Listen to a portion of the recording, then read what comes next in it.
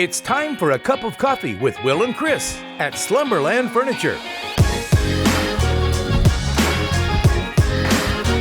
From Slumberland Furniture in Osage Beach, here are your hosts, William Holtz and Chris Schneider. It's a cup of coffee from Slumberland at the lake. I'm Wild Will. I'm Uncle Chris. And it's our first show of the new year that we record in the new year. And Uncle Chris got to start by telling you, Happy New Year. Happy New Year, brother. Absolutely. I kind of felt lost without seeing you and Andy for a couple of days. It's amazing how tied at the hip we are. It seemed, we were talking about this over break, it seemed like it was a lot longer than it was since we last were here at Slumberland at the lake. We got a great show for you. We're going to look back at the favorite part for both of us over the holiday break. Some big local headlines, of course, some sick headlines. The student resource officer, Camden County, charged 14 counts of child pornography. We're going to talk about that. A couple other things with Camden County, plus Captain Ron's for sale. We're going to run down that story. And man, so much football from Chiefs and Mizzou and college football playoff. And boy, so much to go over. It's good to be back. It is good to be back. And before we leave today, I need to get a clarification from you because, last week we made our New Year's resolutions, what we're giving up. Yep. I'm giving up fast food. You're giving up energy drinks.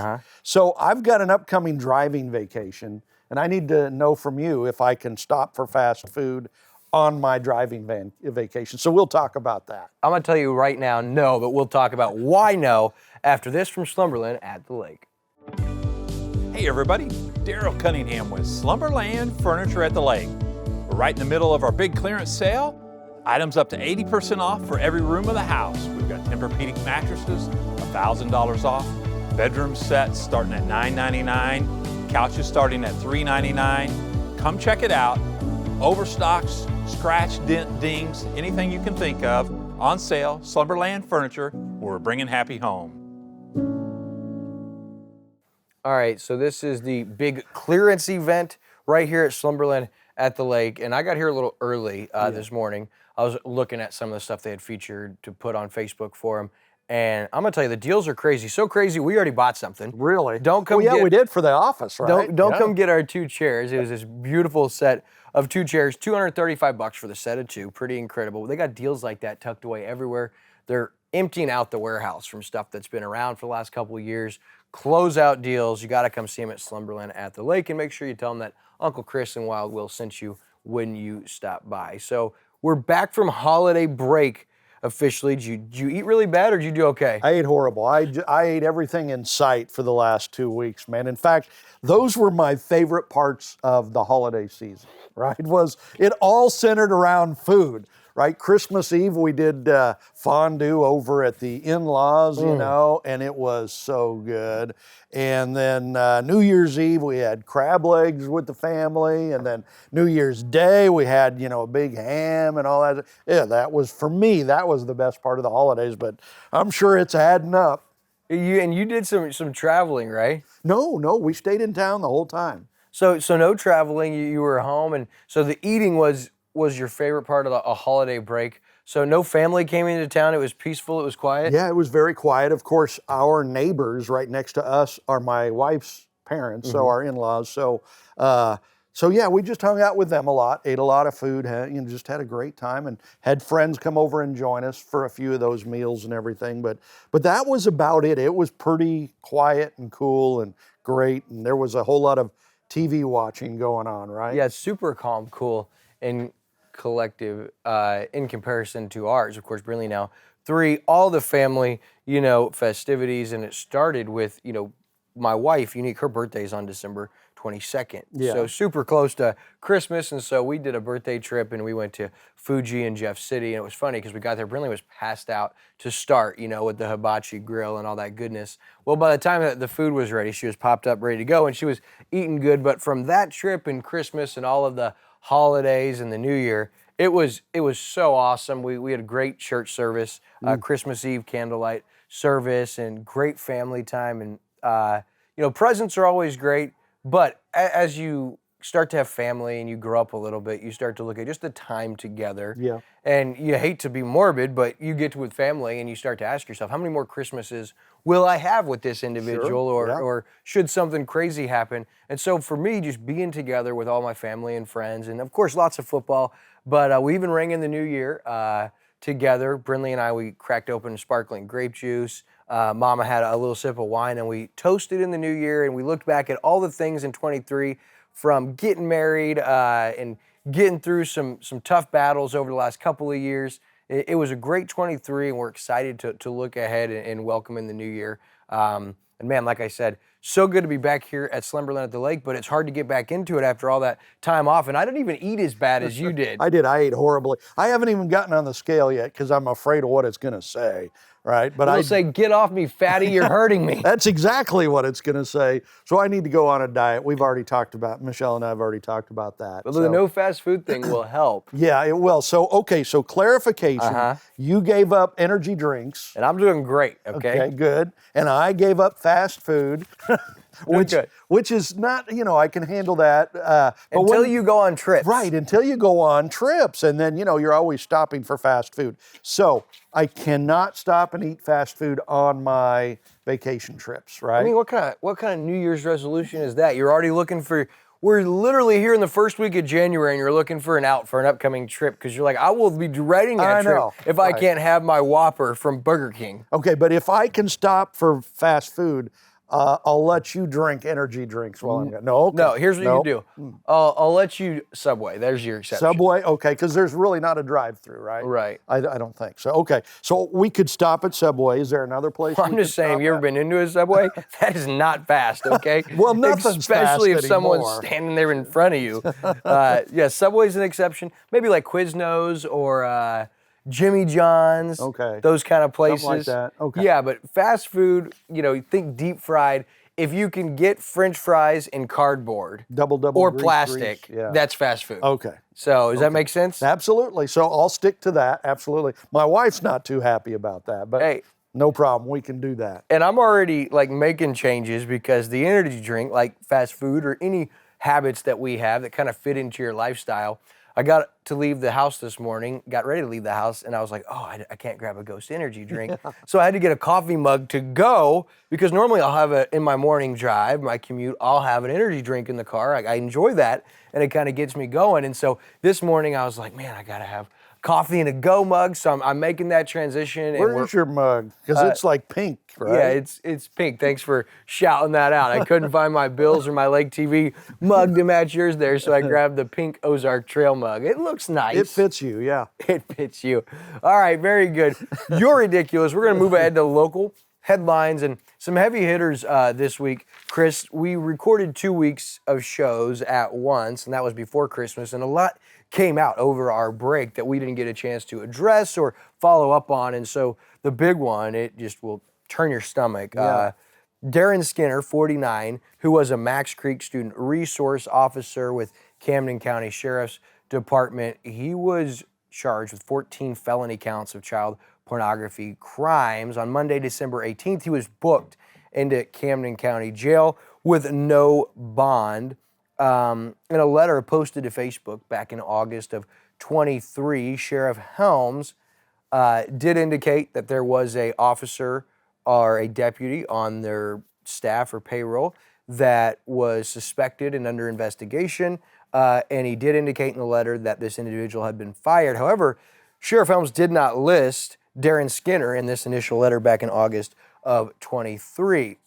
Now, everybody saw the post over the holidays, right? And it kind of went viral. Well, Darren Skinner made his initial court appearance on December 21st, just 3 days after being arrested, and he pled not guilty. Now, the 14 felony counts, Chris, first offender for 2 counts of felony possession of child pornography, 6 counts of felony promoting child pornography, and 6 counts of second-degree promoting child pornography. Just disgusting, especially considering the individual worked with a school district here locally, and you've seen the overwhelming response from the community, and it's a really good thing that he's locked up. Yeah.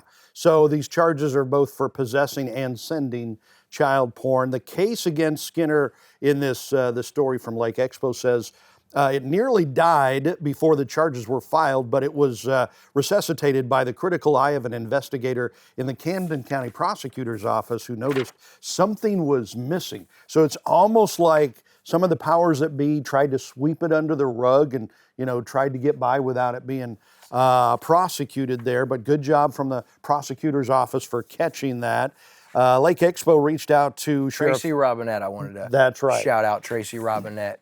The investigator, absolutely. Lake Expo reached out to Camden County Sheriff Tony Helms' office, asked about the length of time it took for the sheriff's office to refer the case to the Missouri State Highway Patrol. They're the ones who actually did the investigation, as well as why Skinner remained on payroll for nearly a month after he was identified as the suspect in the investigation. Helms did not respond. So that's all very interesting there. When asked if there was any indication that Lake area children were impacted by Skinner's alleged crime, and we know what that means, Grosvenor, the Camden County prosecutor, Grosvenor said she couldn't comment on that part of the investigation yet.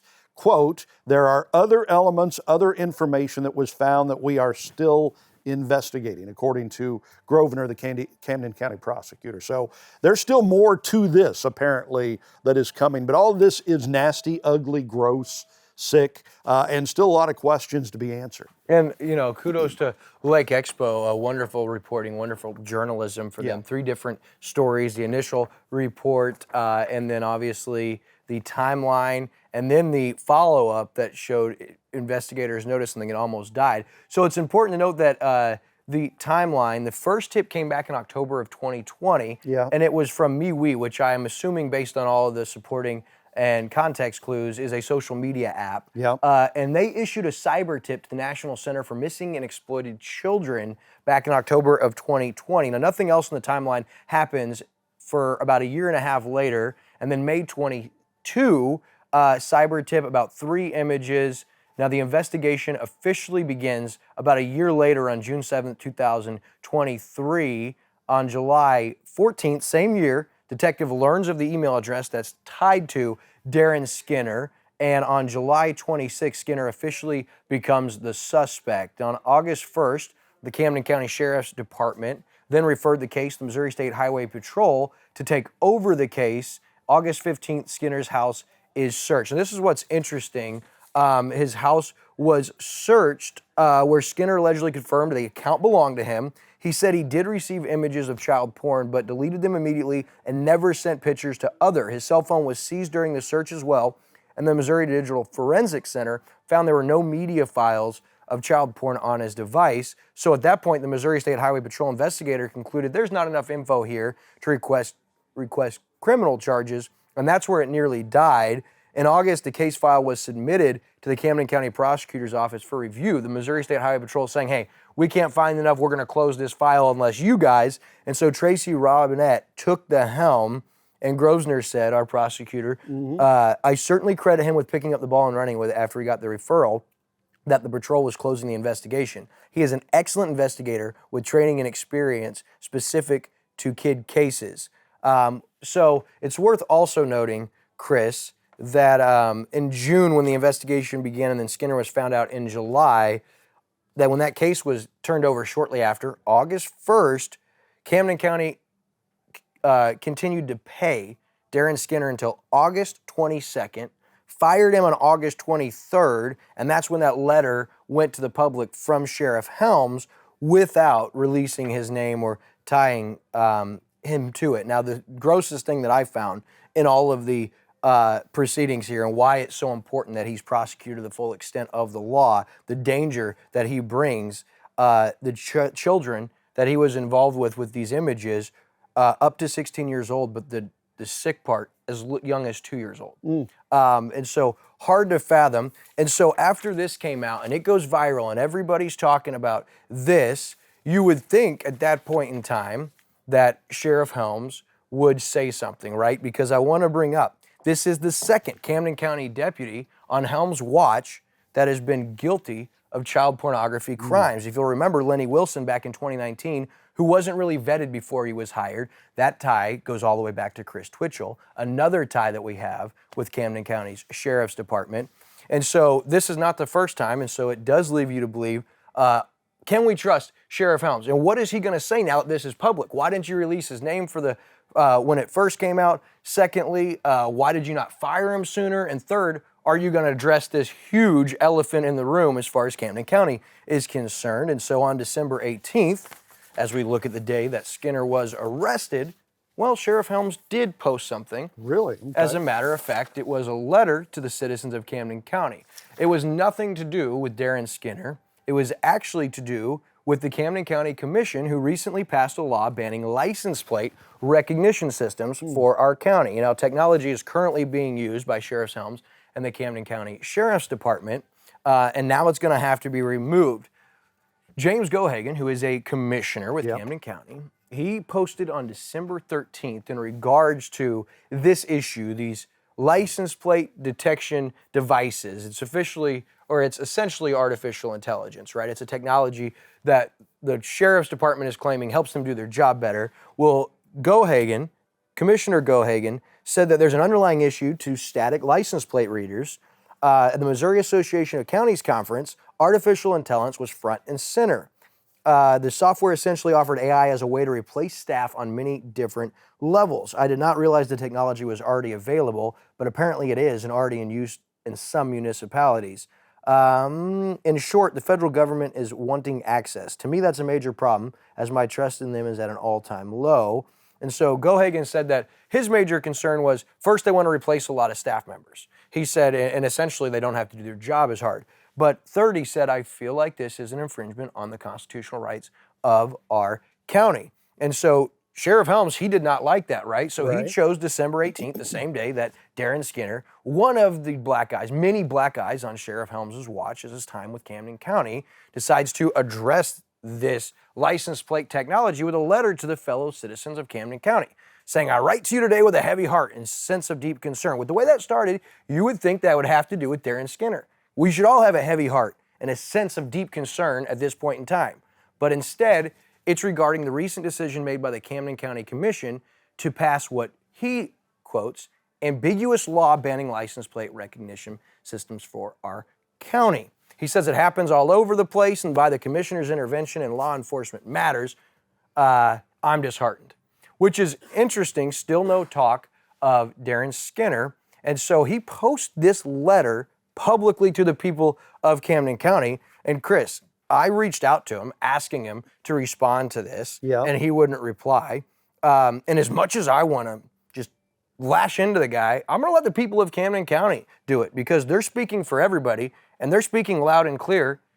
So we get a look at some of the comments from Travis Morris. The commission did it correctly. Stacy Shore. Tony Helms has been known to abuse surveillance and use his department to spy on innocent civilians. You look at Jill Smith. Maybe if there wasn't child predators as deputies, we'd feel much safer. Jessica Stevens, Thomas Jameson, Dan Owsley. We the people prefer not to become a communist state. A.R. Quincy. Thank you, Camden County government. I mean, the comments go on, and it looks to me that the general consensus is they're happy that the executive branch of Camden County said, no, Sheriff Helms, you're not going to infringe on the on your constituents' rights. Yeah. And what a play for Sheriff Helms at this point in time to not get his way, to be held accountable by the executive branch, the Camden County Commission, and when he doesn't get his way to implement this technology, or keep it implemented, I should say, he writes a cry letter to his constituents and says, hey, please be vocal and tell them how you feel. And in response, the people are being very vocal, but it's not exactly probably what Sheriff Helms was hoping for. Probably not. And, you know, it's interesting because we've got a big election coming up. Sheriff is included in that election. I don't think Tony Helms is running again. So there will be a new sheriff more than likely. But it's, you know, his time in office is not coming to a good close, it doesn't look like.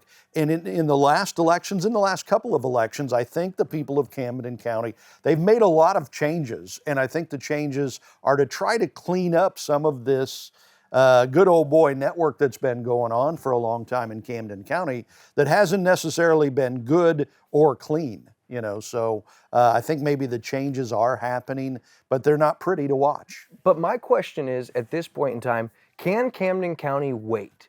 because that election is not until next year, wouldn't take place until the end of 24, early 25. Can Camden County wait over another year with Sheriff Tony Helms in control of Camden County? That is my question, and I reached out to the commission office, and presiding commissioner Ike Skelton was willing to tell me this. He said, I'm going to quote Ben Franklin, "The utmost responsibility of elected officials is to secure the liberties of their constituents, life, liberty, and the pursuit of happiness. Technology like APR infringes on those rights and is only going to get worse.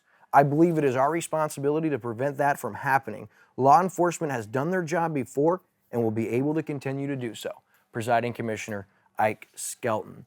And so just a lot to really unpack here what's going on here at Camden County. But anyway you look at it, Chris, not a good look when you have the second deputy under Sheriff Helms. Just a heinous crime. You hate to see it, especially here in our own community.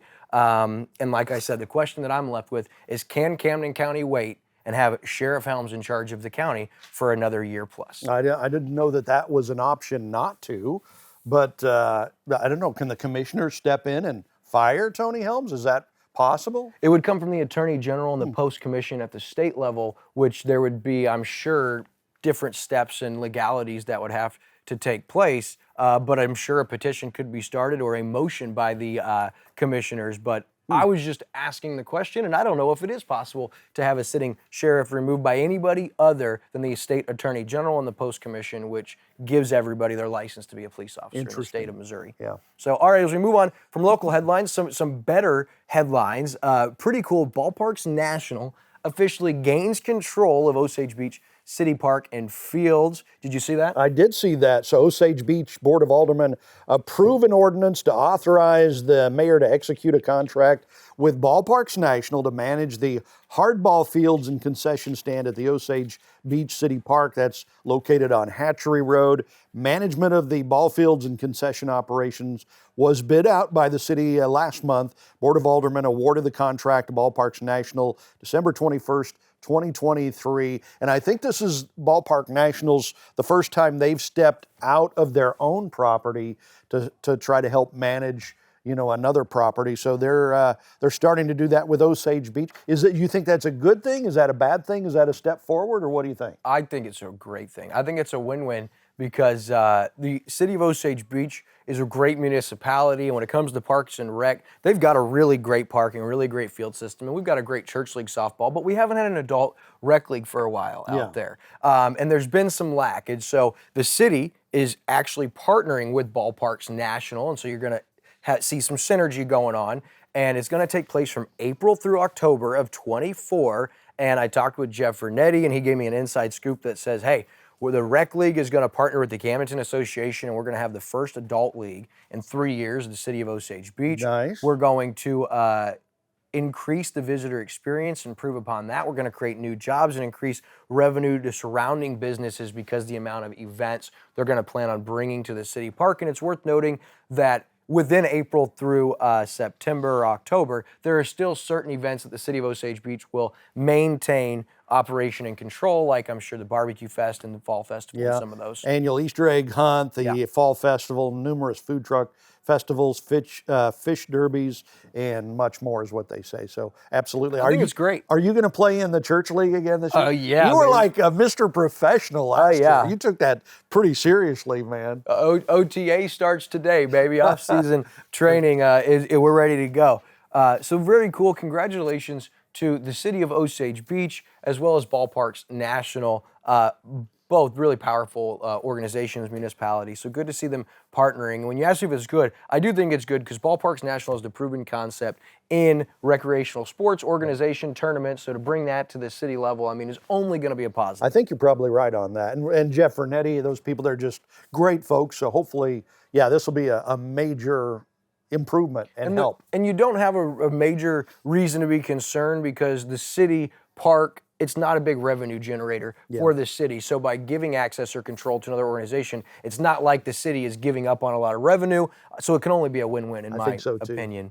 All right, Captain Ron's officially for sale. Wow. I mean, we were just talking not too long ago. There are so many big places up for sale. You got Larry's up for sale. You got Motorboaters Park, which is up for sale. Now you got Captain Ron's, you got Bare Bottoms, right? Oh, man. So, I mean, there's some biggies out there, but how about Captain Ron? So, and everybody knows about that because it's the home of the Lake of the Ozarks shootout and of Aquapest, 8,000 square foot restaurant, over 25 acres of ground that are zoned commercial, 700 feet of shoreline, 6 commercial docks providing over 120 dockable slips, 7 vacation rental houses on that property, and the RV park with 66 RV spots and room to double that, apparently. So if you're asking why they're asking $9.5 million, that's why. I'm not sure you could get 25 plus acres of ground, zoned commercial, 700 feet of shoreline